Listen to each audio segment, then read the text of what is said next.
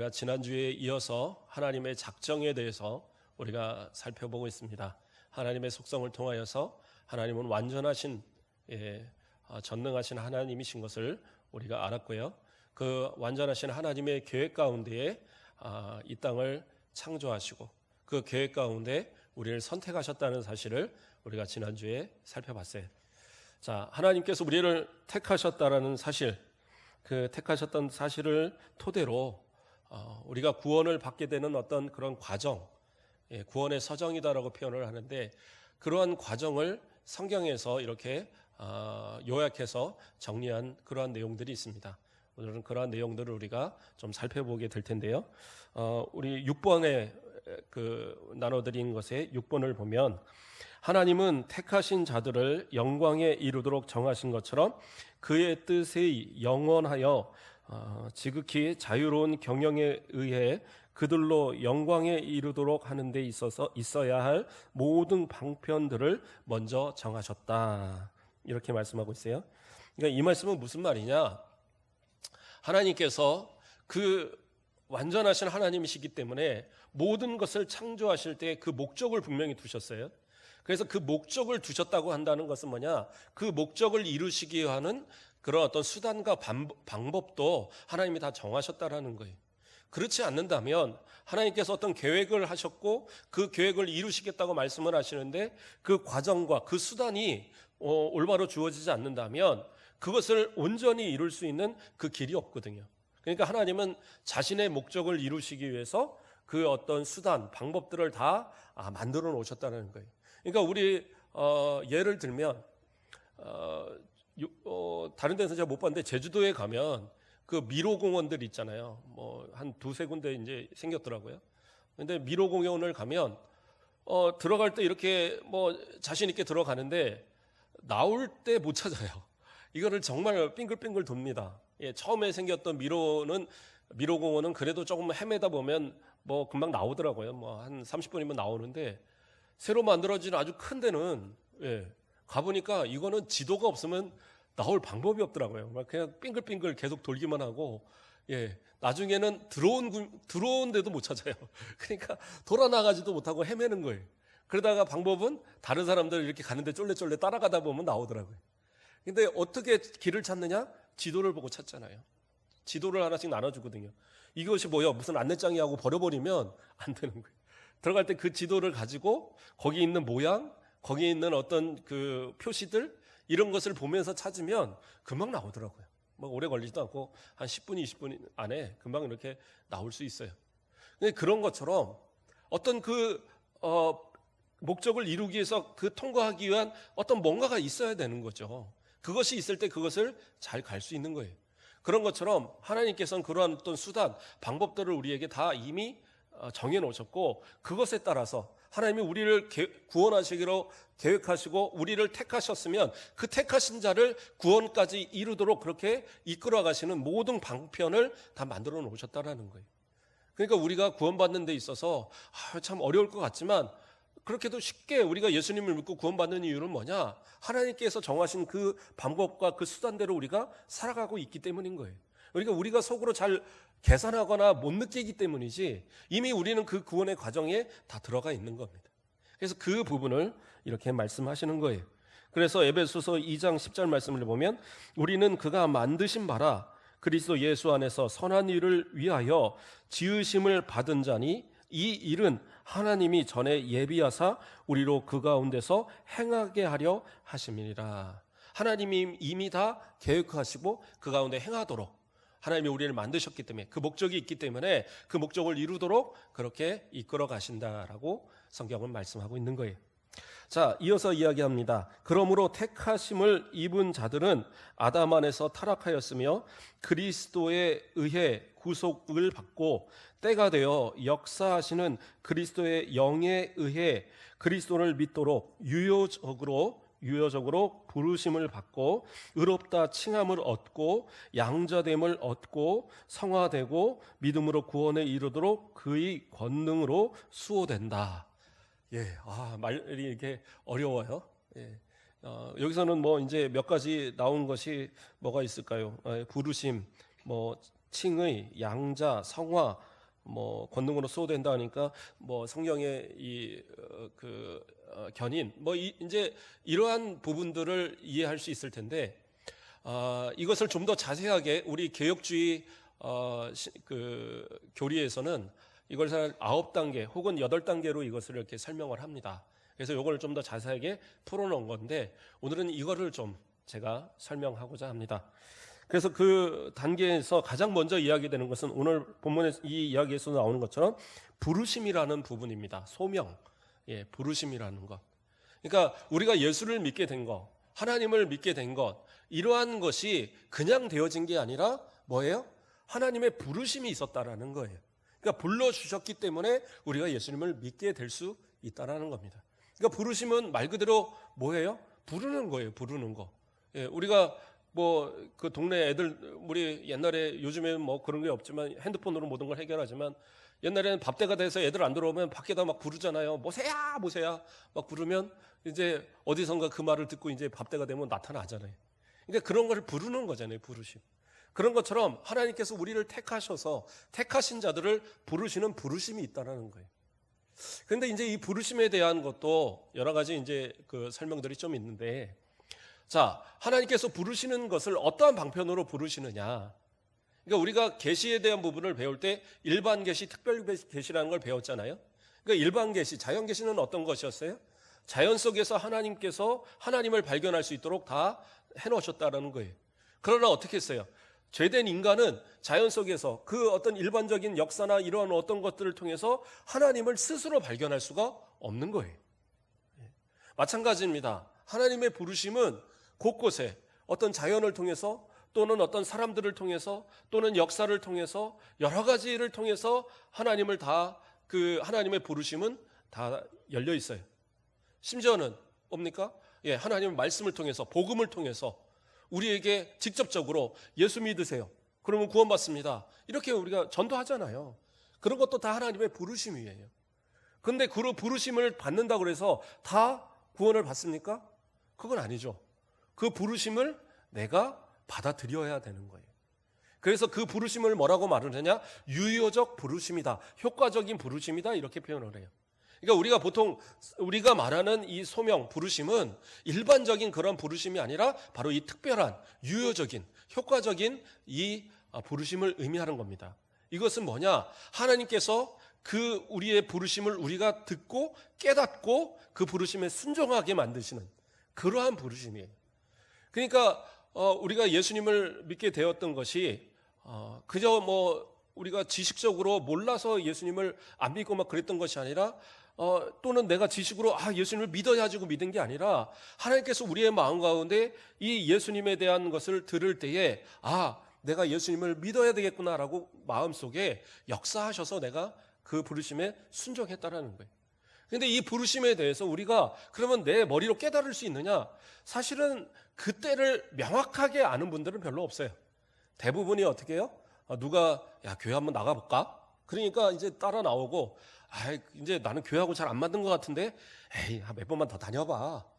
뭐 그러다 보니까 한 번, 두 번 다니고 사람들 서로 사귀고 다녀보니까 또 재밌네. 오늘따라 목사님 설교가 또 재밌네. 뭐 이러면 자리 잡다 보면은 내가 이런 게 다니고 있다는 거예요. 그래서 내가 언제 예수님을 믿었는지 언제 무슨 회개가 제대로 잘 모르겠는데 어느 순간 나는 예수님을 믿고 있는 거예요. 그런 경우들이 참 많아요. 근데 이러한 것들을 원리상으로 어떤 시간적 배열이 아니라 원리상으로 이야기할 때에 가장 먼저는 하나님의 부르심이 있었다라는 거예요. 그 부르심이 사람을 통하여서든 누구를 통하여서든 때로는 복음을 직접적으로 듣든 부르셔서 그리고 나로 그 다음 단계에 이르도록 이렇게 이끌어가 주셨다라는 사실이에요. 그것이 하나님의 부르심이에요. 자, 그러면 하나님의 부르심 다음에 이 소명 다음에 주어지는 그러한 교리는 뭐냐? 바로 중생이다라는 거예요. 중생은 뭡니까? 거듭났다라는 거예요. 거듭나. 니고데모가 예수님을 찾아왔잖아요. 예수님을 찾아왔을 때 예수님을 뭐라고 얘기하셨어요? 사람이 거듭나지 않으면, 그렇죠? 거듭나지 않으면 하나님 나라의 영생으로 갈 수 없다라고 분명히 얘기를 하셨어요. 그러니까 니고데모는 뭐라고 하느냐? 어떻게 엄마 뱃속에 다시 들어갑니까? 막 이렇게 얘기를 했었거든요. 그것처럼 중생이라는 것은 사실은 좀 이해하기가 어려울 수 있어요. 그러나 우리 그리스도인들은 그렇게 어렵지 않습니다. 뭐예요? 뱃속에 들어가 다시는 안 나는 게 아니라 영적으로 죽었던 우리의 모습이, 그렇죠? 다시 살아나는 역사함이 체험되었다라는 거예요. 다시 살아나는 역사, 그 중생의 체험. 그래서 우리가 영적으로 죽었던 그러한 모습들이 다시 예수님을 믿고 이렇게 구원의 어떤 변화를 일으키는 이 삶. 그래서 사실은 이 중생 이후에 이루어지는 회개, 이런 신앙, 이러한 이 개념들이 사실은 시간적으로 딱 나누기는 어려워요. 그런데 지금 아까 말했던 것처럼 그런 원리상 이것을 구분할 뿐입니다. 그래서 부르심의 다음의 단계에서는 이 중생이라는 것을 체험하게 된다. 그래서 그것이 바로 어떤 그 유효한 부르심을 통하여서 이것이 우리가 마음에 깨닫고 이제까지의 어떤 모습, 이런 어떤 모습에서 변화된 그런 영적 어떤 새로운 변화의 모습. 그러니까 이전까지는 죄와 사망의 권세 아래 살아갔던 우리들이고 마귀의 자식으로 살아갔던 우리의 모습인데, 그러한 우리의 영적인 어떤 죽어갔던 모습이 이제는 새 생명을 얻은 살아있는 재창조된 모습으로, 살아있는 모습으로 이렇게 변화되었다라는 거예요. 그게 바로 중생의 모습이에요. 그러니까 죽었던 영혼이 새롭게 다시 살아나는 것, 그것이 바로 중생이다라는 거예요. 그래서 이 중생의 경험이 없으면 그 사람은 구원받은 사람이 아니에요. 그러면 목사님, 중생은 어떻게 경험합니까? 이거를 모르는 거예요. 그러니까 앞서의 부르심이나 마찬가지로 이 중생의 체험도 내가 내 머리로 깨닫는 경우는 사실 별로 없어요. 물론 어떤 상황에서 정말 내가 그런 어떤 긴박한 하나님의 어떤 체험을 하게 하시는 경우들은 분명히 있습니다. 그래서 내가 부인할 수 없는 그런 어떤 마음의 어떤 그 성령의 감동으로 막 눈물 콧물 다 쏟아가면서 회개하고, 그리고 내가 거듭나고.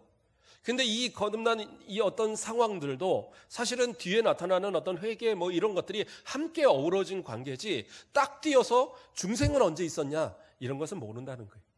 그래서 우리의 어떤 내적 변화, 그런 내적 변화의 모습이 바로 이 중생의 모습이다. 그 다음에 일어나는 것이 바로 회심이라는 겁니다. 회심. 그러니까 회심은 크게 회개와 믿음, 회개와 신앙으로 이렇게 구분을 할 수 있는데, 회개와 신앙으로 구분하는데, 어쨌든 이 회심이라는 것을 정의하면 세상과 죄악을 향하여 살던 옛 생활에서 돌이켜 이제는 하나님의 말씀을 따라 살고자 하는 방향 전환이 일어나는 것, 이렇게 설명을 합니다. 뭐냐면 회심은 이전까지 내 마음대로 살던 사람들이 이제는 뭐예요? 하나님의 뜻대로, 하나님의 그 원하신 대로 살기로 완전 삶의 변화가 일어나는 것, 삶이 완전 달라지는 것, 이것이 회심이다라는 거예요. 근데 회심은 크게 두 가지로 나뉜다고 그랬죠. 회개라는 것과 또 신앙으로 나뉩니다. 그러니까 회개는 뭐예요? 그러니까 회심이라는 것과 회개를 어떤 분들은 이렇게 구분해서 보통 얘기를 하더라고요. 그래서 회심은 이제 평생 한 번 일어나는 거다. 그래서 뭐예요? 예수를 믿고 변화돼서 내가 이제 완전히 달라진 어떤 것. 그 다음에 회개는 내가 삶 속에서 지은 것. 예수님이 그 베드로의 발을 씻어 주셨던 것처럼 몸은 이미 깨끗했지만 계속적으로 그 죄에 대해서 이렇게 이것을 씻는 그런 회개의 기도가 계속 되어져야 한다. 이렇게 구분을 해요. 그러나 우리가 이제 대부분 설교할 때라든가 성경에서도 보면 회심이나 회개라는 단어들은 거의 같이 사용을 합니다. 그래서 그러나 이제 의미적으로 우리가 마음에 갖고 있어야 할 것은 분명히 예수를 믿음으로써 순간적인 변화의 역사함은 분명히 있어요. 그러나 우리가 지속적으로 예수님 만나는 그날까지, 천국 가는 그날까지 우리의 죄에 대한 이미 원죄는 다 용서되었지만, 그러나 우리가 날마다 짓는 자범죄에 대해서는 분명하게 회개하고 살아가야 되는 거예요. 근데 어떤 이단들은 이런 거를 거부하죠. 구원파라든가 또 옛날 그런 영지주의자들이라든가 이러한 그 사람들은 어떤 것을 얘기하느냐? 우리의 영혼이 이미 구원받았고 용서받았기 때문에 우리는 깨끗하다. 그렇기 때문에 어떻게 해요? 내 육신은 마음대로 죄짓고 살아도 다 천국 간다. 이러한 잘못된 주장을 말하게 돼요. 그래서 그러한 것들에 현혹돼서는 안 돼요. 우리는 분명히 구원받은 사람들이지만 우리의 삶에 지어지는 그런 어떤 자범죄에 대해서도 분명하게 회개하고 이것은 날마다 용서받으며 살아가야 돼요.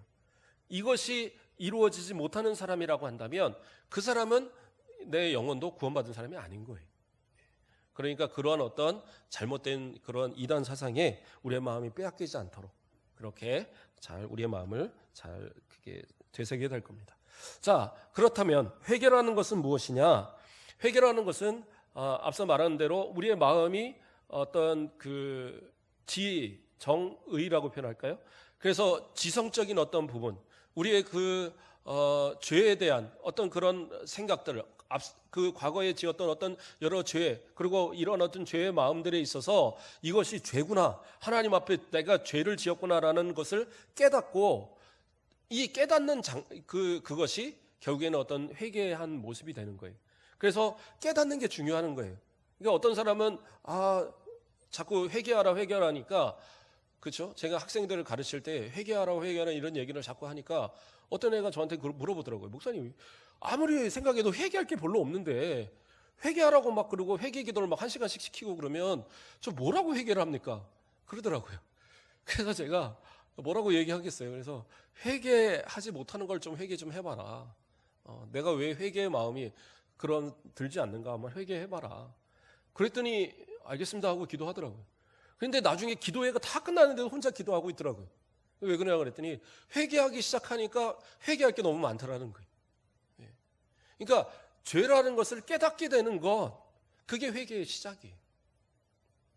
자, 그러면 이 죄로 인해서 어떻게 돼요? 감정적으로 변화가 일어나야 되는데 어떤 변화가 일어납니까? 죄에 대해서 슬퍼하는 거예요. 탄식하는 거예요. 내가 죄인이구나. 내가 예수님을 십자가에 못 박은 죄인이구나. 나 때문에 예수님이 이렇게 십자가를 지셨구나. 이런 그 마음속에서의 슬픔, 마음에서 그런 어떤 괴로움, 이런 것들이 일어나는 것, 이 감정적인 변화가 일어나는 것이 바로 회개의 모습이에요. 그래서 우리는 죄를 하나님 앞에 회개한다 그러면서 어떤 분들은 그렇더라고요. 제가 아는 것과 모르는 것 다 알아서 용서해 주시고, 그런데 뭐를 용서해 달라고 말하는지 잘 모르겠는. 그 회개는 그런 식으로 하는 게 아니에요. 내가 정말 죄인이라는 걸 깨달으면 그 죄에 대해서 슬퍼할 줄 아는 것, 괴로워할 줄 아는 것. 그래서 하나님, 정말 저는 죽을 수밖에 없는 죄인입니다. 저 용서받지 않고는 살 수 없는 모습입니다. 그러한 어떤 마음적인 변화가 일어나는 것, 그 감정적인 변화, 그게 회개라는 거예요. 그 마지막으로 의는 뭐냐면 의지를 얘기하는 겁니다. 그래서 이것은 뭐예요? 내가 잘못임을 깨닫고 그것으로 인해서 내가 하나님 앞에 눈물로 용서를 구했으면 어떻게 해요? 삶 속의 모습을 이제는 내가 죄를 짓지 않고 살겠다라는 결의가 있어야 된다는 거예요. 그런 어떤 마음의 각오, 그러한 것이 이 세 가지가 어우러질 때 이것이 진짜 회개의 모습이 되는 거예요. 그러니까 어떤 사람들은 그냥 마음으로 그래 내가 잘못한 것 같은데 그러고 끝나는 사람이 있어요. 그건 회개가 아니에요. 또 어떤 사람은 그냥 와서 눈물로만 아이고 그리고 이제 가는 분들이 있어요. 그거 회개가 아니에요. 어떻게 해요? 죄를 깨달았으면 그것을 인하여 내가 그것을 애통할 줄 알고 그것으로 인해서 어떻게 해요? 삶에 나가서 변화가 일어나는 것. 이것이 회개의 모습이에요. 이게 바로 거듭난 성도들에게 나타나는 진정한 회개의 모습이다. 또 그 다음에 어떤 것이 나옵니까? 신앙이라는 것이 있다. 두 가지로 있다 그랬죠. 신앙, 믿음이라는 것. 이것은 뭐냐?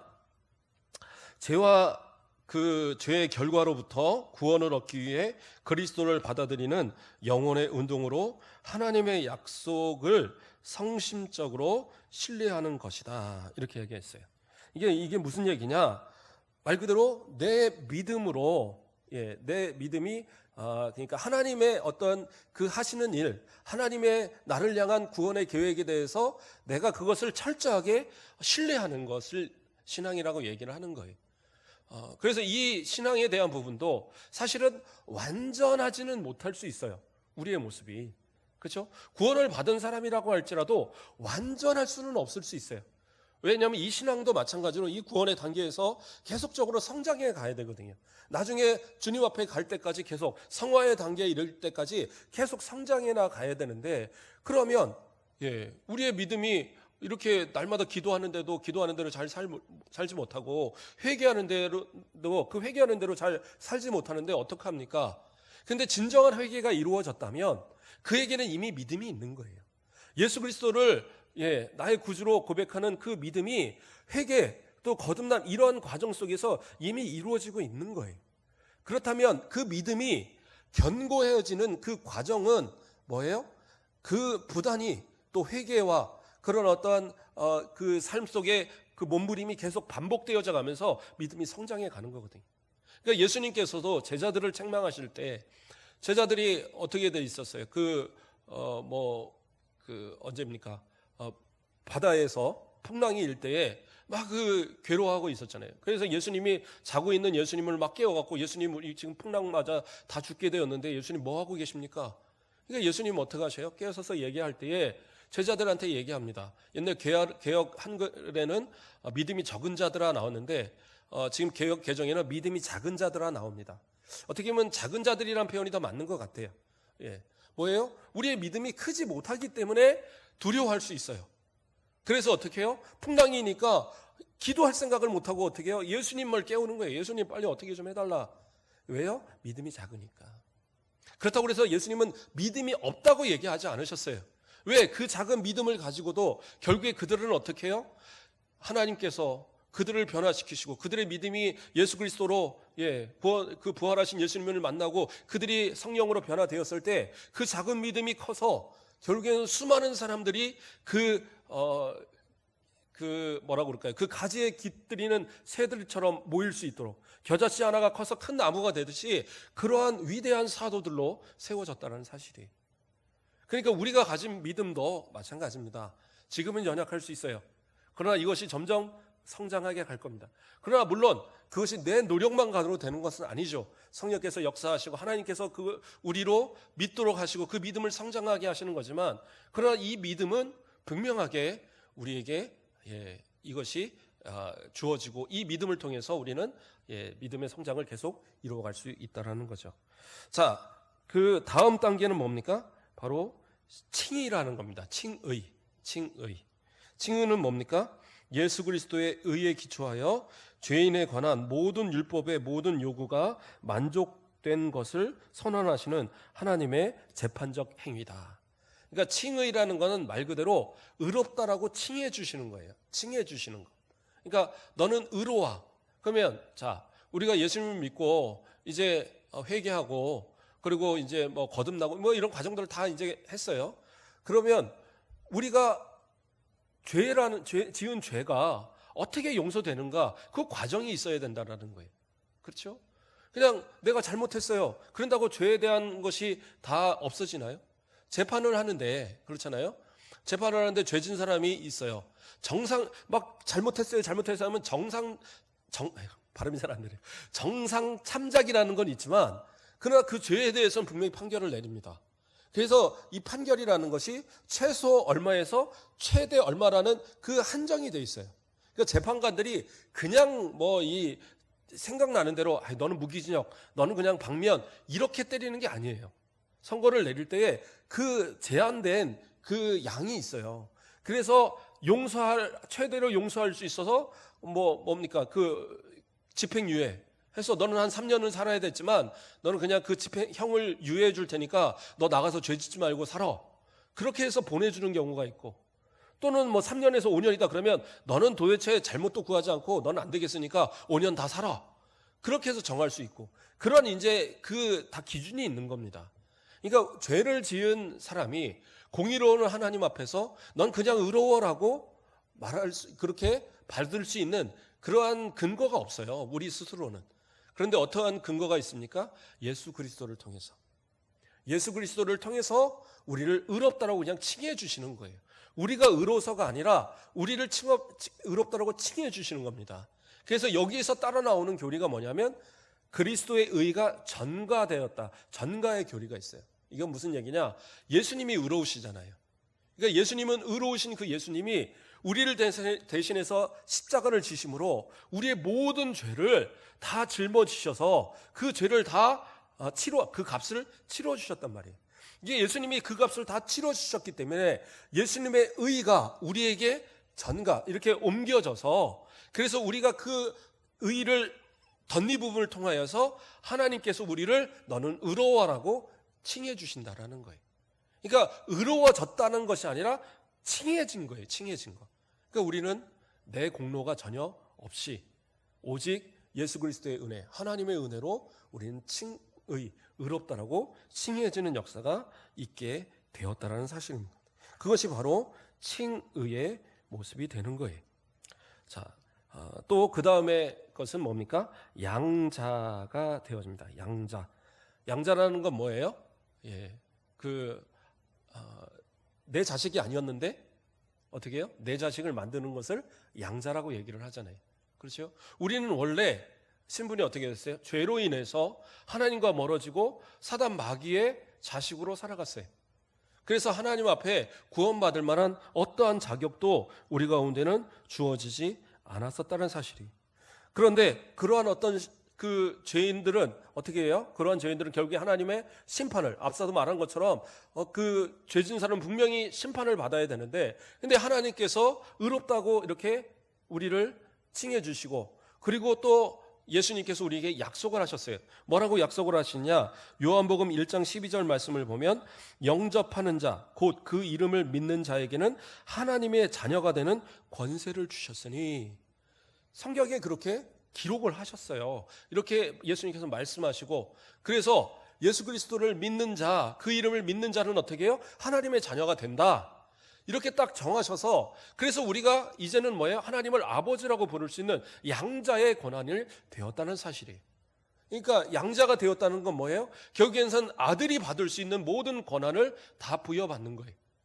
그래서 이 땅에서 더는 우리가 죄의 종으로 살지 않고, 이 땅에서 더는 어떤 죄와 그런 어떤 심판의 공포로 살지 않고, 하나님의 저 나라 천국을 소유한 자들로서 그 천국을 받아 누릴 그 약속과 그 상급을 내 소유권으로 소유하고 살아가는 그러한 사람들이라는 거예요. 그러니까 이것이 얼마나 참 대단한 겁니까? 그런데 때로는 그러한 이제 고민에 빠질 겁니다. 그러면 우리가 하나님의 자녀인데, 그렇다고 할지라도 우리가 살면서 고난을 당하는 건 이유는 뭡니까? 그렇죠? 하나님의 자녀고 의롭게 됐고 다 그렇다면 고난당할 이유가 없어야 되잖아요. 그런데 왜 고난을 당합니까?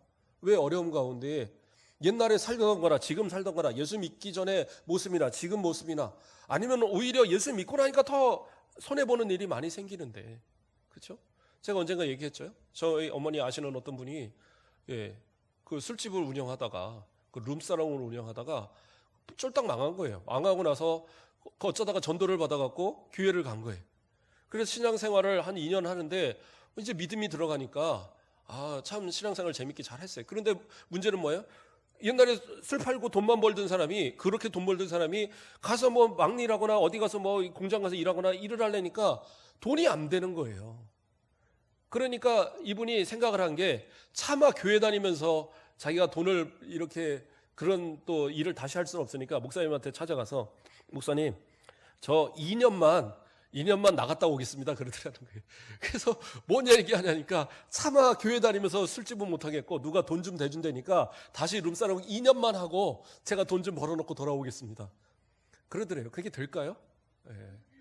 그런데 그 돈 가지고 누가 이제 보태준다고 한 거 가지고 와서 1년도 못 돼서 또 다 쫄딱 망하고, 그리고 교회도 못 가고 창피해서 그러고 살더라는 거예요.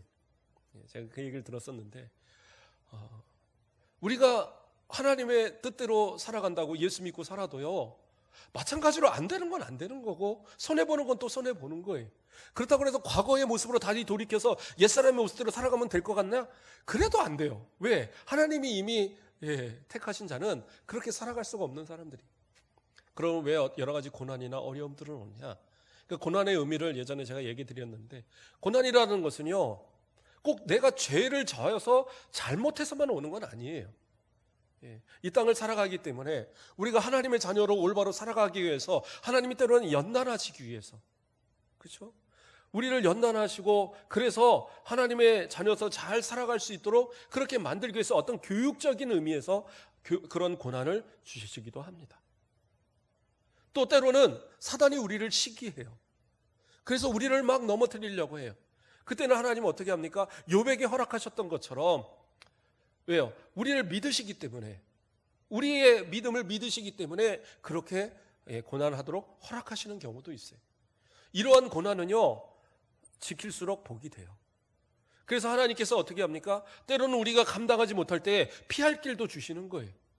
그렇게 해서 우리로 그 고난을 이기게 하시는 은혜가 있더라는 거예요. 때로는 어떤 고난을 통해서요, 하나님 어떻게 해요? 더 큰 은혜를 주시기 위해서 고난을 주시는 경우도 있어요. 내가 이 일을 택하면 내 생각 같아서는 이거 하면 분명히 잘 될 것 같고, 하나님 왜 이 길을 막으십니까? 근데 그 막으시는 것이 내게 복이 되는 경우가 있더라는 거예요. 근데 그것을 깨닫지 못하고 죽어라 매달리다 보면 어떻게 해요? 오히려 내가 더 인생의 낭패를 당하는 경우. 근데 하나님은 어떻게 해요? 사랑하시는 자녀이기 때문에 그 자녀를 복된 길로 이끌으시기 위해서, 자녀가 칼 달라고, 자녀가 뱀을 달라고 그런다고 해서 뱀을 주고 막 칼을 주고, 이런 그 어린 자녀에게 주는 부모가 어디 있겠어요? 그렇죠? 그 자녀에게 필요한 것들을 주시기 위해서 때로는 그것을 빼앗아 버리는 거예요. 그리고 부모의 뜻에 따라서 옳은 것을 택하도록 그렇게 이끌어 주시는 하나님의 은혜, 그것을 위해서 고난이 오는 경우들이 있더라는 거예요. 그래서 우리가 하나님의 자녀로 분명히 되었지만, 그러나 이 땅의 삶은 어떻게 보면 그렇게 우리가 생각하는 것처럼 만사형통이 아닐지 모르겠지만, 그럼 우리는 어떻게 해요? 하나님의 나라를 바라보며 살아가는 그러한 존재들이기 때문에 결코 이 땅에서 만족하거나 이 땅에서 그것으로 인해서 우리가 얽매여서 살지 않고, 오직 주님을 향해서 바라보기에 이러한 고난도 오히려 감사로 이길 수 있는 그러한 것이 될 수 있더라는 거예요. 아마 우리 권사님들처럼 이렇게 오랜 연세가 되시면 뒤돌아보면 그럴 것 같아요.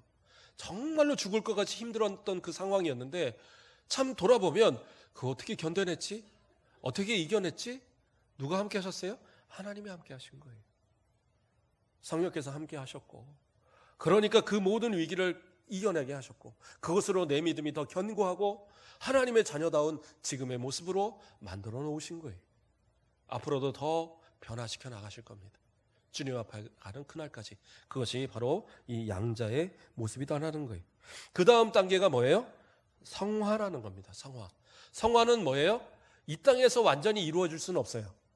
이것은 뭡니까? 완전히 예수님 앞에 어떤 그리스도의 형상을 닮은 모습으로 변화되어진 그런 거룩한 상태로 변화되어진 모습을 얘기하는 겁니다. 이것은 이 땅에서 이루어진다기보다는 이 땅에서 부단히 노력하는 가운데, 또 하나님의 은혜 가운데 살아가는 가운데 우리가 개인적인 종말, 죽음을 맛봤을 때, 주님 앞에 설 때에, 또는 이 땅의 말세의 때가 되어서 하나님의 심판이 임할 때, 그때에, 그렇죠? 예수님의 재림의 때, 그때에 우리가 얻게 될 그러한 어떤 완전한 변화의 모습, 그게 성화겠죠. 더 나아가서는 영화의 단계, 우리의 부활의 모습. 그래서 부활의 모습으로 새 하늘 새 땅, 그 영원한 나라에서 천국에서 거하게 되는 그때의 모습, 그 단계까지 이르러가는 그러한 모습, 그게 성화와 영화의 모습이에요. 그래서 우리는 날마다 삶의 모습이 변화되어져 가야 돼요. 예수 믿었다고 해서 지금 이것으로 나는 만족해, 이게 아니라 이 모습이 예수님의 닮은, 예수님의 장성한 분량에 이르기까지 점점 변화되어져 가는 것, 그게 바로 성화의 단계. 근데 이것이 내 힘 갖고 내 능력 갖고 되느냐? 이것도 또 내 마음대로 안 되는 거예요. 그러니까 그 다음 단계에 있어서는 있는 게 뭐예요? 바로 성도의 견인이다라는 거예요. 성도의 견인. 이건 뭐예요? 성령께서 우리를 이끌어 가시는 거예요. 견인차 아시잖아요. 차 퍼져버리면 자기 힘으로 못 가니까 그 앞에 그 차 한 대가 와갖고 막 끌고 가잖아요. 그러면 내 마음대로 못 해요. 그냥 끌려가는 대로 차가 끌고 가는 거예요. 그런 것처럼 성령께서 나를 이끌어 가시는 거예요. 그러니까 하나님은 우리를 택하시고 우리를 의롭다 칭하셔요. 그건 하나님의 사역이에요. 그러나 우리가 예수님을 믿고 회개하고 또 예수님을 믿고 그 뜻대로 이게 살아가는 상황의 단계까지 나아가는 모든 그 과정은 누가 역사하셔요? 성령께서 역사하시는 거예요. 딴 데로 이탈하지 않도록 나에게 내주하시는 성령께서. 그러므로 그 성령을 의지하고 성령의 이끄심대로 살아가는 성도, 그 성도는 분명히 신앙에서 이탈할 수가 없다라는 거예요. 자, 그래서 영화까지 아까 설명을 다 했습니다. 그러면 이러한 이 단계들을 우리가 생각할 때, 그럼 목사님 그 단계, 그래서 제가 지금은 어디쯤 와 있을까요? 그런데 이 신앙의 단계는 제가 그랬죠. 시간적인 개념이라기보다는 그런 어떤 원리적 개념이에요. 그래서 앞서서 말한 그런 양자, 또 회심, 또 그 앞서의 뭐 부르심, 뭐 이런 어떤 이 과정들, 이 모든 것들이 어떻게 보면 종합적으로 이루어지는 거예요. 그래서 내가 예수 그리스도를 믿는, 그래서 이 지금의 이 교리 외에 또 이제 새로운 그 하나를 또 주장하는 이 개혁 신학자들이 많이 주장하는 교리가 있는데, 그게 뭐냐면 그리스도와의 연합이에요. 그리스도와의 연합이 어디에 이루어지느냐? 이건 뭐예요? 예수 그리스도를 믿는 사람은 그리스도와의 연합이 이루어지는 거예요. 그래서 내가 그리스도 안에, 그리스도가 내 안에 거하시는 그러한 연합된 성도의 모습으로 살아가는 거거든요. 그래서 이것이 과연 어디에 이루어지느냐? 이것을 가지고도 막 논의를 해요. 그런데 이건 사실 말하기가 어려운 것이 뭐냐? 왜냐하면 하나님께서 부르셨기 때문에 우리가 회개하는 거고, 부르셨기 때문에 중생도 일어나는 것이고, 회개하지 않는 사람이 중생이 일어났느냐? 그럴 수 없는 거예요. 그냥 그 원리상 중생 이후에 회개가 있는 것일 뿐이지. 그렇죠? 또 믿음이 없는데 어떻게 우리가 회개를 합니까? 그렇잖아요. 그러한 여러 가지 과정, 이런 것들이 사실은 종합적으로 이루어지는 거거든요. 그래서 예수 그리스도와의 연합은 뭐예요? 예수 그리스도를 나의 구주로 고백하는 그 모든 가운데에 있어서 회개가 되어졌든, 부르심이 됐든, 또 그런 어떤 중생의 과정이든 모든 것에 예수님은 분명히 함께 하시는 거예요. 근데 중요한 건 뭡니까? 지금 내가 예수를 믿고 있느냐? 그게 중요한 사실이. 내가 예수님을 믿는다고 한다면 그 믿음은 결코 그 사실이 변하지 않는다면 우리는 무조건 구원받아요. 이건 변할 수가 없어요. 부르심도 마찬가지예요. 하나님께서 택하신 자의 부르심, 그 부르심을 받은 사람은 지금은 믿음이 연약할 수 있지만 결코 그 사람은 버림받지 않습니다. 왜요? 택하신 자만이 그 유효하신 부르심을 받고, 택하신 자만이 그렇게 그 칭의를, 또 그런 어떤 회심을 다 경험할 수 있는 거예요. 또 하나님께서 부르신 그 자만이 하나님의 양자 되어지는 그런 축복도 다 누리게 되는 거거든요. 그러니까 이 모든 과정에 지금 들어있는 우리들은요, 결코 믿음에서 이탈되어지는 그런 모습이 아니다라는 거예요. 그런데 여기서 우리가 또 고민해야 될 부분이 있습니다. 요 한 가지만 살펴보면 모든 건 다 살피는 것이 될 것 같아요. 자, 7절 말씀을 보면, 7번이죠. 7번 말씀을 보면, 인류의 나머지는 하나님이 그것에 의하여 긍휼을 베푸시든지 안으시든지 그가 기뻐하시는 대로 하시는 그 자신의 뜻이 헤아릴 수 없는 도모에 따라 그의 피조물들을 위해 가지시는 그의 주권적 권세의 영광을 위하여 간과하시고 그들의 죄 때문에 수욕과 진노를 당하게 정명하시어 그의 영광스러운 공의를 찬송케 하시기를 기뻐하셨다. 이게 무슨 말이에요? 유기하기로, 버리시기로 정해진 그들은 어떠한 방법으로도 이러한 구원의 이 과정에, 이 구원의 서정에 참여할 수 있는 능력이 없다라는 거예요. 하나님이 이미 그렇게 정하셨기 때문에. 그렇고 우리는 어떻게 해요? 우리의 노력이나 우리 수고가 아닌 하나님의 전적인 능력으로 부르심을 통해서 지금 이 과정을 우리는 나아가는 거예요. 그래서 우리가 좀 부족할지라도 하나님 결코 우리를 버리시지 않으세요. 그러니까 그 하나님 끝까지 의지하시고, 내 연약한 모습을 보지 마시고 예수 그리스도를 보시고, 예수님이 나를 의롭게 하신 그 의의 전과를 통해서 내가 의롭게 됨을 믿고 예수님이 의로우심을 믿는다면, 내가 한 회개, 내가 부른 그 예수님, 내가 그 하나님을 아버지로 부르는 이 신앙의 모습에서 결코 이탈하는 일은 없다라는 것. 그 믿음을 끝까지 믿고 의지하는 것, 그게 바로 우리의 신앙이라는 사실입니다. 8번은 결국에는 이러한 모든 것들이 바로 하나님의 말씀을 듣는 가운데, 또 이러한 것들을 배우는 가운데 좀 필요한 것이다. 뭐 이런 내용들이니까 그냥 살펴보면 될 것 같습니다. 구원의 서정, 이 구원의 과정, 좀 막 이렇게 어렵게 들렸는지 모르지만 다 잊어버려도 괜찮습니다. 가장 하나는 뭐냐? 내가 예수님을 믿는다면 나는 구원받은 사람이고, 나는 하나님의 자녀고, 천국의 소망을 가지고 나는 분명히 천국으로 나아갈 사람이라는 것. 이 사실만 믿으면 우리는 분명히 구원받은 사람들입니다. 저와 여러분 모두 하나님의 자녀로서 복된 삶 누리시기를 주님의 이름으로 축복합니다. 기도하겠습니다. 사랑의 하나님,